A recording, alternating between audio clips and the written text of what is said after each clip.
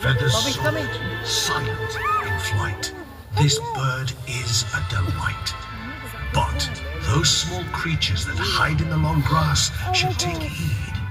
Beware the silence. Beware the long legs. Beware the talons.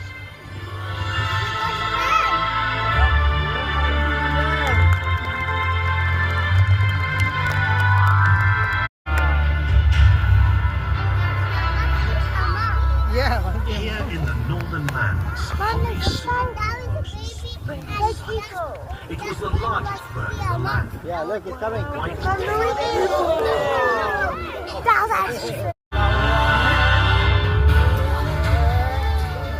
This was to be a test for Holly, transfixed by its presence and power.